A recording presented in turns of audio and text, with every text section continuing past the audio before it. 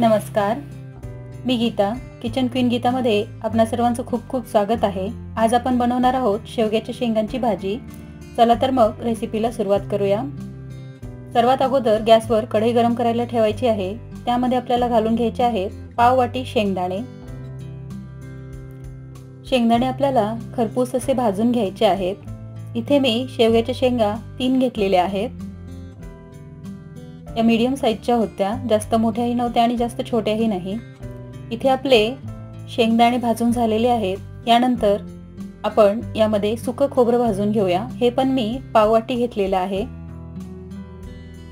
Gas medium हीटवर ठेवायचा आहे आणि खोबरं आपल्याला लालसर होईपर्यंत व्यवस्थित भाजून घ्यायचं आहे.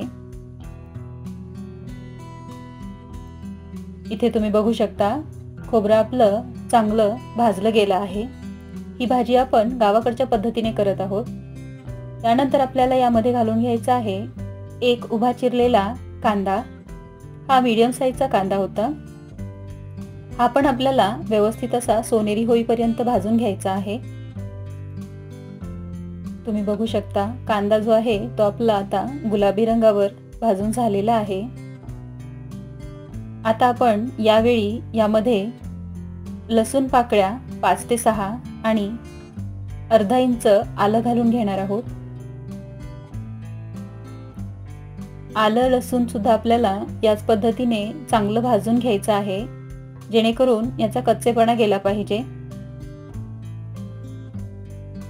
चांगलं भाजून घ्यायचं आहे आणि यामध्येच आपल्याला पाववाटी बारीक चिरलेली कोथिंबीर घालून घ्यायची आहे. ती पण आपल्याला यामध्ये थोडीशी परतून घ्यायची आहे अर्धा मिनिटभर. तुम्ही बघू शकता इथे आलं लसूण कांदा आणि कोथिंबीर चांगली भाजली गेली आहे. ती आपण थंड करायला ठेवून देऊया. सर्वात अगोदर आपण मिक्सरच्या भांड्यामध्ये शेंगदाण्याचं कूट काढून घ्यायचं आहे. यानंतर यामध्ये आपण खोबरं पण बारीक करून घेऊया आणि यामध्येच आपल्याला आलं लसूण आणि कांदा बारीक पेस्ट करून घ्यायची आहे. तुम्ही बघू शकता हे चांगलं वाटलं गेलं आहे. आता त्याच कढईमध्ये आपल्याला मोठ्या चमच्याने 1 चमचाभर तेल घालून घ्यायचं आहे. तेल चांगलं गरम झालं की यामध्ये आपण सर्वात अगोदर पाव चमचा जिरे घालून घेऊया. जिरे चांगले तडतडले की आपण यामध्ये जे वाटण बनवलं आहे ते घालून घेऊया. हे वाटण आपल्याला व्यवस्थित परतून घ्यायचं आहे. हे भाजलेलं असल्यामुळे जास्त वेळ आपल्याला याला भाजण्याची गरज भासत नाही. चांगलं परतून घ्यायचं आहे मिनिटभर. यामधून तेल सुटायला लागलं की यामध्ये आपण मसाले घालून घेऊया. हा माझा घरगुती मसाला आहे जो मी घरीच वाटलेला आहे. हा 2 चमचे घालून घेणार आहे. हा जास्त तिखट नाही.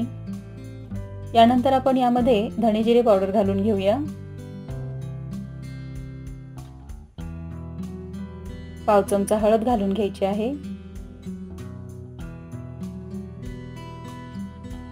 आणि हा मसाला जो आहे तो चांगला परतून घ्यायचा आहे फोडणीमध्ये. या पद्धतीने मसाला चांगला परतून झाला की यामध्ये आपण एक मीडियम साईजचा टोमॅटो बारीक चिरून घालायचा आहे.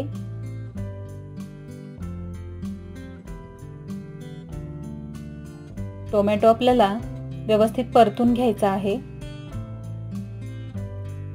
1 मिनिटभर आपल्याला इथे टोमॅटो परतायला लागतो. यावेळी आपण आता यामध्ये थोडंसं गरम पाणी घालून घेऊया, म्हणजे आपली फोडणी जी आहे ती करपणार नाही आणि टोमॅटो पण आपला चांगला मॅश होऊन जातो.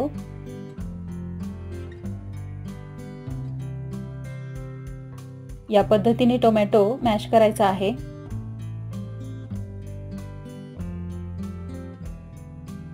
आता आपण यामध्ये शेंगा घालून घेऊया. या मी साल काढून चिरून घेतलेल्या आहेत.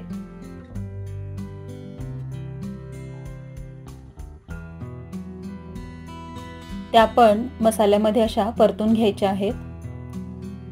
आता यामध्ये आपण चवीनुसार मीठ घालून घेऊया। मीठ तुम्ही तुमच्या आवडीनुसार कमी किंवा जास्त करू शकता। परतून घेऊया। आता यावेळी आपण यामध्ये शेंगदाण्यांची भरड घालून घ्यायची आहे आणि मिक्स करून घ्यायचं आहे। सावकाश हाताने हे सर्व जिन्नस मिक्स करून घ्यायचे आहेत आणि यामध्ये आता आपण आपल्याला जेवढा रस्सा हवाय तेवढं गरम पाणी घालून घ्यायचं आहे। लक्षात ठेवा, आपण रस्सा भाजी बनवतोय त्यासाठी इथे आपल्याला गरम पाण्याचाच वापर करायचा आहे, थंड पाण्याचा नाही, नाहीतर भाजीला चांगला रंग येत नाही। पाणी घालून हे सर्व जिन्नस मिक्स करून घ्यायचे आहेत आणि याला एक उकळी येऊन द्यायची आहे। एक 5 मिनिटानंतर भाजीला चांगली उकळी आलेली आहे, तुम्ही बघू शकता। एक 5 ते 7 मिनिटानंतर भाजीचा रंग, यामध्ये आता आपण अर्धा चमचा गरम मसाला घालून घेऊया। गरम मसाला घालणं पूर्णपणे ऐच्छिक आहे। तुमच्याकडे जर काळा मसाला जर तुम्ही भाजीत वापरत असाल तर गरम मसाल्याची अजिबात गरज भासत नाही। यामध्ये आता आपण कोथिंबीर घालून घेऊया। ही भाजी शिजण्यासाठी जवळजवळ 8 ते 9 मिनिटाचा वेळ लागतो। हे सर्व मिक्स करून घेऊया। तुम्ही बघू शकता शेंगा ज्या आहेत त्या आपल्या चांगल्या शिजल्या गेल्या आहेत। यापेक्षा जास्त आपल्याला शेंगांना शिजवून घ्यायचं नाही। गॅस बंद करून घेऊया आणि भाजी सर्व करून घेऊया। तयार आहे आपली शेवग्याच्या शेंगांची भाजी। एकदा माझ्या पद्धतीने नक्की ट्राय करून बघा, तुम्हाला नक्कीच आवडेल।